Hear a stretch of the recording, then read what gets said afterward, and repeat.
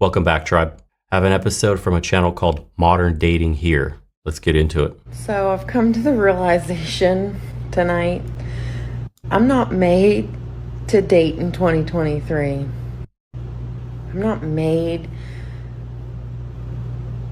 for situationships, whatever that means.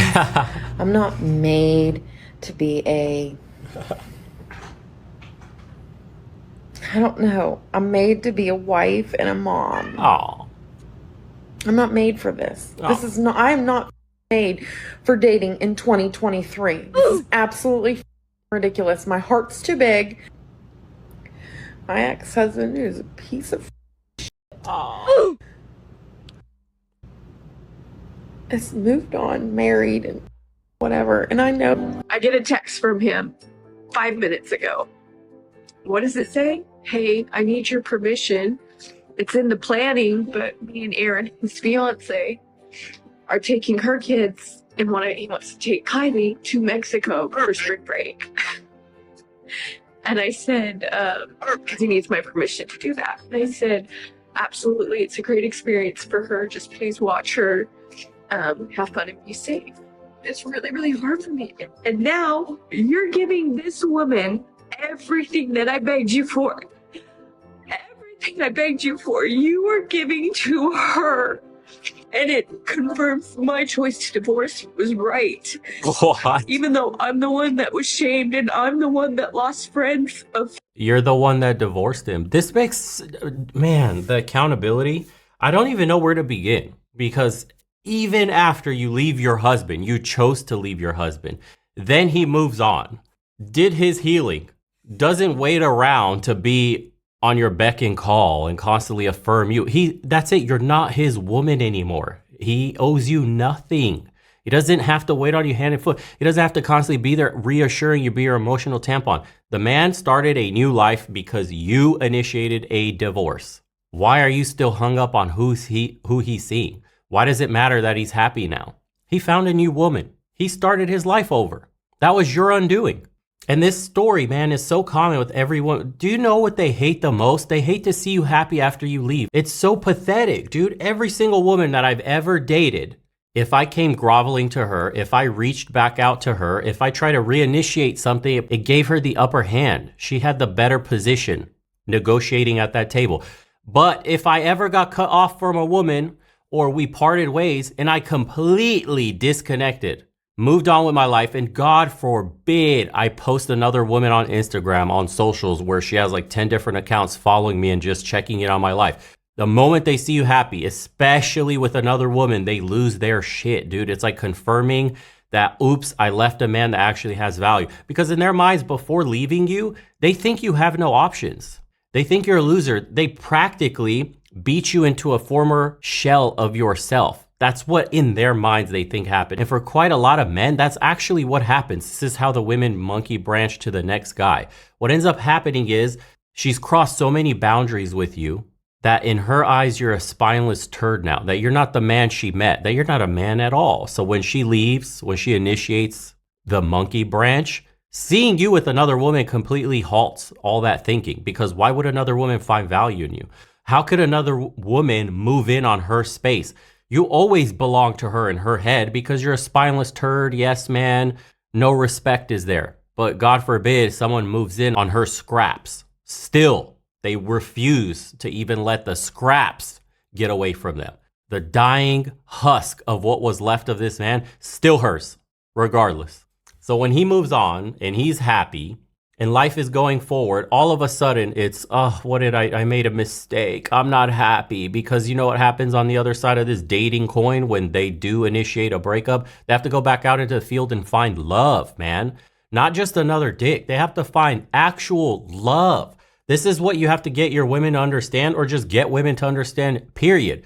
Nobody cares that you found another man and you have another pole to grease. That's easy. You can find poles to grease every day of your life as a woman. That is your blessing in the world today.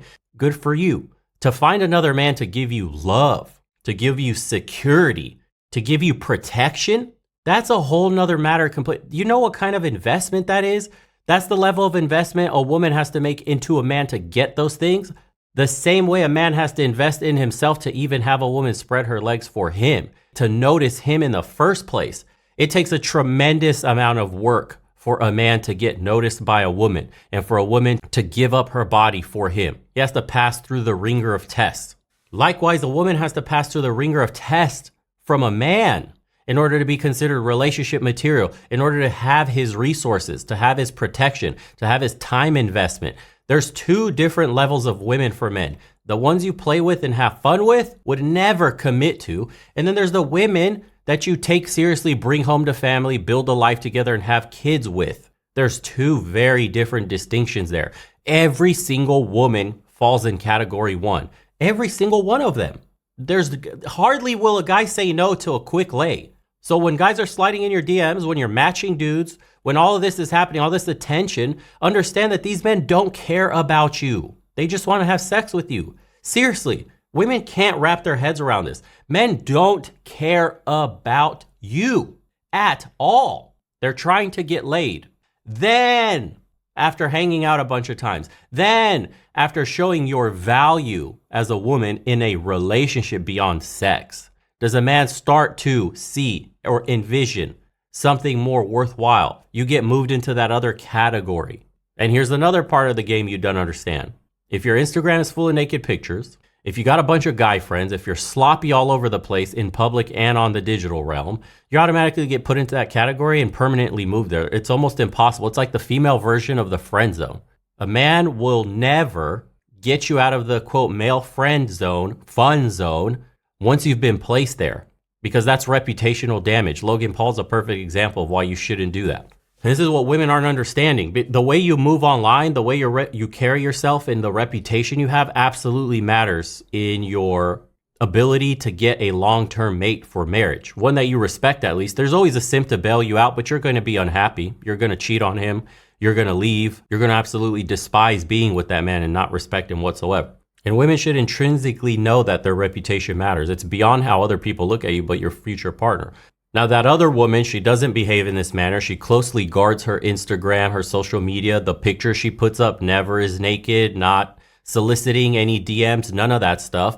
Those are the kind of women that get taken seriously from the get-go by men that are looking for more. Obviously, there's going to be F-boys everywhere. There's going to be guys that are just looking to pump and dump. That's your job as a woman to understand the difference. But for a man to take you seriously, you have to take yourself seriously. Because you play yourself off as that fun girl, I'm having fun, you get treated like that. And once you get placed in that box, man, I'm telling you, just like a nice guy trying to get out of the friend zone, once you're in the fun zone, it's damn near impossible to get out of that. 15 years because they didn't want to be associated with me anymore because I walked away. So tonight, I don't know why, I just randomly decided to stalk my ex to see what he's been up to lately. I blocked him on Instagram, so I had to literally use my other account to stalk him. And then I found out this picture of him and this girl. And then, yeah, they're definitely dating. And then I thought I'm like completely like done with him, but it just hit me so hard. And I'm devastated. Like right now, I'm just so sad, and I don't understand how he could just like move on so fast. It's only been 3 or 4 months like after our breakup, and so I've come to the realization tonight I'm not made to date in 2023. I don't understand where the hell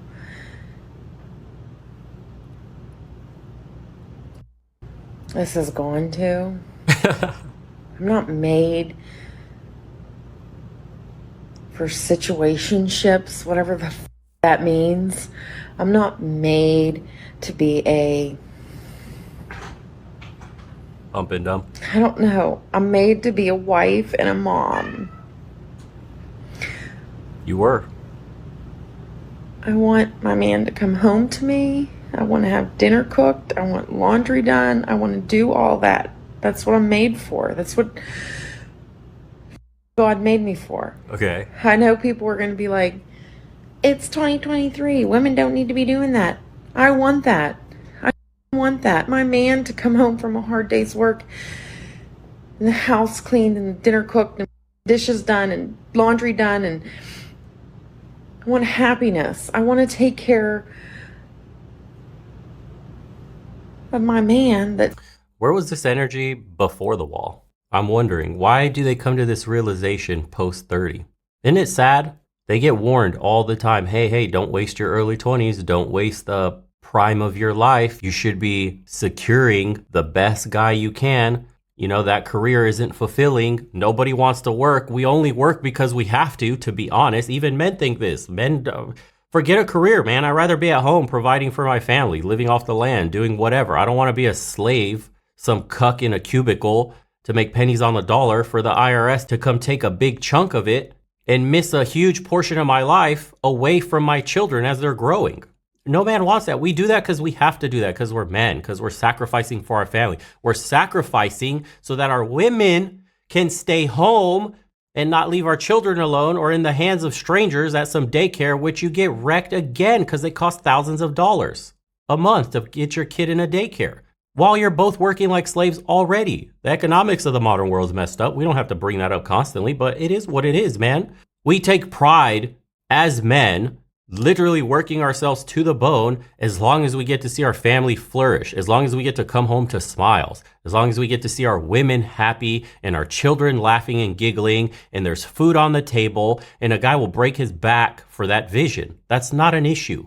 We're more than willing to sacrifice for that. But when you're in your 20s as a woman and you tell a man he ain't shit and how you don't need men and how you're so much better and the air you breathe is superior, God's gift to earth, and that you need a man with Lamborghinis, yachts, and all this stuff, because in your prime, it's very possible, especially with the social media connection we have today, you turn a lot of men off and you wasted your potential. Now you wake up post 30. Now you want a man. Now you want all the things you should have been asking for when you were younger. Now that same man is looking for a younger woman with potentially that mentality. And everybody's shouting from the rooftops, hey, this isn't going to make you happy. Hey, maybe you should rethink this lifestyle. Hey, you're wasting your beauty and your youth on degenerate activities, on hedonism, on materialism, that bag, the Gucci, the Prada, the YSL, all that stuff, the Hermes, all that. It's not going to make you happy. It's going to collect dust. But you're a misogynist if you tell women, hey, this is the path you're going down and you're going to likely end up with cats. Misogyny, patriarchy, and all the other umbrella terms they throw around. Sad, dude. Takes care of me. I'm not made for this. I am not made for dating in 2023. This is absolutely ridiculous. My heart's too big. I don't get it. I don't get it. Like, dry your tears.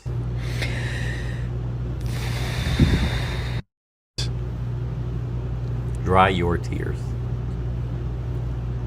Tell young women. My ex-husband is a piece of shit. Okay. Has moved on, married, and whatever. And I know. Bitter. And I know my standards might be a little too high. Oh, maybe. I just want my best friend. Where the he at? That's what I want, is my best friend, and I want to take care of him, and I want him to take care of me. Like, what the doesn't seem like that much to ask for. This is what happens when you listen to your girlfriends and not your husband, and just listen to her. No flipping accountability. Lady, I'm made to be a wife. Cat, stop the cap. No, even better. It's, I deserve to be a wife, followed by, and I divorced my husband. Make it make sense. The cat in the background after she says she's meant to be a wife and mother had me in stitches. This hits close to home. Been divorced over a year after 10 years of marriage. She called last night actually crying and wanting her life back. No, honey, that ship has sailed. You made your choices, then acted on those choices for a year. Now you want to cook, clean, and take care of kids? Nah, I'm good. My stepmother literally did this same thing. Listened to the other women in her family about being able to find better, sold our house, moved to another state for another guy, and when she got there he didn't want to take her seriously or live with her. Can't make this stuff up. No, you She's can't. not upset she got divorced. She is upset that her ex-husband is doing better than her. She doesn't like that coffee. Here is the question.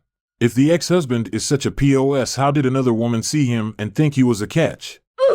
Chances are her husband had boundaries and goals which her single friends didn't like. You know you did something right as a husband when your ex is crying on TikTok saying she wants you back. Her. I'm made to be a mom. Cat. Yeah, right? Been with my wife for 15 years and married actually 5 years. I said that just to say this, ladies, if you ever take the time out to learn how to be unhappy just for a minute, this whole video of you talking wouldn't exist to begin with. My wife and I are traditional folks, background too, and we don't always see eye to eyes, but we know marriage ain't about our happiness, it's about making it work. She thought she could monkey branch to a better man, but then she quickly found out that post-wall single mothers have rock bottom. I bet her ex-husband and his new wife are watching this on repeat. 17 and a half years married, 4 kids. I begged this man, please, I've never been out of the U.S. Can we please go out of the U.S.? I want to experience something new. Can we travel? Can we do something? No. I get a text from him 5 minutes ago. What does it say? Hey, I need your permission. It's in the planning, but me and Aaron, his fiance, are taking her kids and he wants to take Kylie to Mexico for spring break. And I said, because he needs my permission to do that. And I said, absolutely, it's a great experience for her. Just please watch her have fun and be safe. It's really, really hard for me because it's like 17 and a half years, 4 kids, and I begged you to take us. And look, and here's how they're being propagandized by all media, from social to legacy. We have things that are called starter husbands. And they're saying, is starter husband syndrome to blame for rising divorce rates? Husbands shouldn't be treated like cars. You don't just trade him in for a new model when issues start popping up or you get bored. And then the article starts with, fresh on the list of outdated traditions we're ditching in 2020s is our sacred bonding ritual, marriage. Marriage is now being fundamentally changed by couples shaking up what marriage looks like, opting for a civil union or domestic partnership, choosing to cohabitate earlier, or just living entirely connected lives with children and simply never tying the knot. Another modern innovation in marriage culture appears to be the starter marriage, which is a short-lived first marriage that the divorcees view as their way to prepare for their next, hopefully longer lasting marriage. Do you see? I'm not even going to bother reading this garbage article. This is how we treat the institution of marriage today. At least women, because this is EV magazine. This is tailored to women. It's showing us exactly what they think about marriage. Only the wedding day matters, only the attention. To actually be in there in the trenches when things get hard. To actually live up till death do us part. To take your vows seriously, it's a complete joke. It is a outdated tradition in the mindset of people today. Certain people, the ones leaning on the left. Is it any surprise that when things get difficult, that when they whine about certain aspects of their marriage, that when it comes time to communicate and compromise with your husband, that they rather start indulging in these ideas of, well, everything I read tells me I can do better.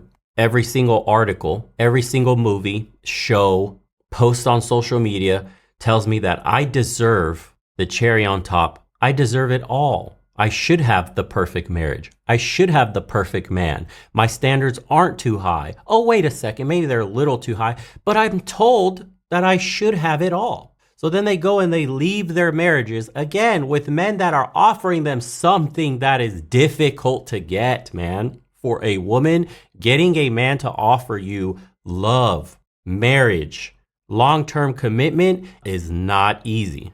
Any man can show superficial baseline interest in you for sexual reasons, but to get a man to commit to you is a whole nother beast completely. You're throwing away commitment, because you're reading stupid articles like this and watching stupid ass movies that have a clear agenda behind them that tells you your man isn't shit. You don't deserve to work on anything.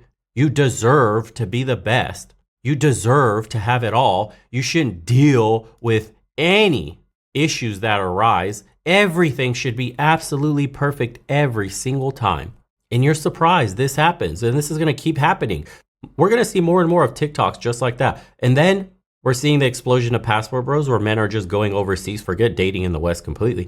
And then you're going to see that there's a bunch of women in the next 10, 20 years. Where's all the men at? Why aren't men getting married anymore? You're already seeing it, but that number is going to explode. Watch. The narrative in the future is going to be like, men need to step it up. Men aren't getting married. It's already creeping through the mainstream here and there, but it's going to be the loudest voice in the room very soon. What's wrong with men these days? They rather go overseas and have fun and be sexual tourists instead of being a man, staying here and getting married. Nobody's going to mention the problems we're having. Dating culture is toxic. People are too mentally damaged from getting pumped and dumped. The laws are not in your favor. Divorce court is ridiculous. Alimony and child support, absolutely ridiculous. No fault divorces. Bias in the courts towards women. Stagnant wages, inflation, everything. There's everything that could possibly go wrong in the West in regards to traditional families and marriage is. But you cannot and should not ever ask the question of what are women's roles in this problem? How are women to blame for some of these issues? They will never say that. As a matter of fact, if you're in academia or mainstream, legacy news, anything like that, if you even so think about pointing the finger at women in general for some of the issues today, you are silenced, you're a bigot, you're a misogynist, it's the patriarchy, it's not our fault. Blame men. It's always a man's fault.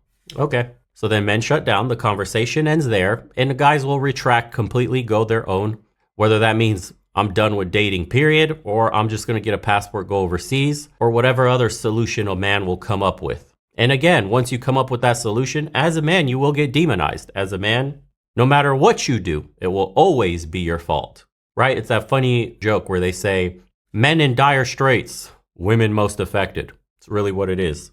Even when we're struggling as men, women are most affected. And that's what the mainstream media will keep pushing. Starter marriage.